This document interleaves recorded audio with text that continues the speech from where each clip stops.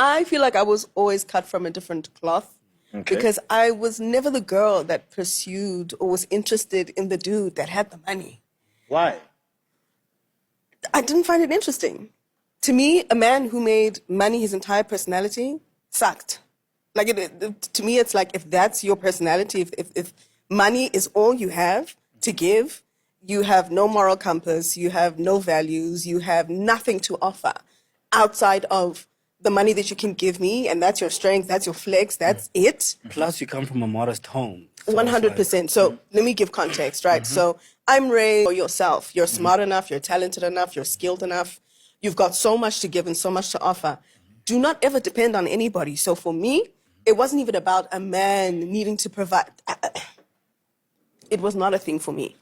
And so it's never been a factor. Me getting into any relationship, it's not even about pretty. It's about any man who was in my life. I had no expectation of being looked after. I had no expectation of getting my nails done, getting my hair done, getting this done, rent paid, all of that stuff, and having him paid for it. In fact, that made me uncomfortable because it's like, yeah, that makes me uncomfortable, bro. For me, it was like, if we're not married and if there isn't something that, I don't know, that solidifies who we are and what this thing is, I was more afraid of what the long-term consequence was of what I owed you because of everything you gave me. And everything, you understand? I was more afraid of that. At what cost? 2026 is a beautiful year, guys. What a refreshing year. This year is beautiful, guys. The most beautiful thing about 2026, it is the fact that now on social media, we've got different opposing views from women. We don't have the stereotypical prostitute ideology that is always on the internet. Young girls are able to hear a different perspective of being a woman. This is beautiful, guys. And I love it for all of you who have daughters. And to the single mothers, please ask your daughters today and ask them, who are their role models? Who is their favorite TikToker? Who is their favorite celebrity? And then you'll have your answer on who your child looks up to. Because for the fact that you're independent, you are able to provide for your children, it is not enough. Because society will help you raise your children. So society will push ideologies in your children's heads. So you need to be careful. You don't pay attention to what type of information they are consuming from the internet. That other women on the internet are telling them to be prostitute, directly and indirectly. So it's high time. This is beautiful, man. And I know they are angry because it questions the status quo. We've had so much immorality in our society that we've pushed values that are non-African. We've pushed instances where our sisters are being seen as cheap things. Yes, some of you are selling vele. But I'm happy for one specific reason, that now there's a different tone, there's a different face to what South African women are.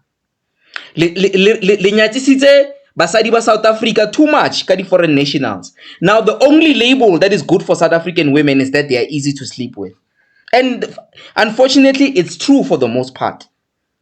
But I'm glad that the narrative is changing. The voices that have been silenced, they're willing to come out. Now, ladies, I will tell you for free, do not be afraid to come on the internet and show what is it like to be a healed woman, a woman who's loved correctly, a woman who sympathizes with even men. But pick me mahala, but never by nix. Do not be afraid to be discredited, because the longer you continue to let these instances of prostitution and bad mentality of feminism exist in the society, women are losing their position in the society based on the fact that we've propelled the wrong women to have platforms. We've propelled women that don't have real values, women that lack God in them, to be what our children admire, what society admires. And I'm happy, guys. I'm happy that this tone is changing. Real South African women are coming out of the cracks.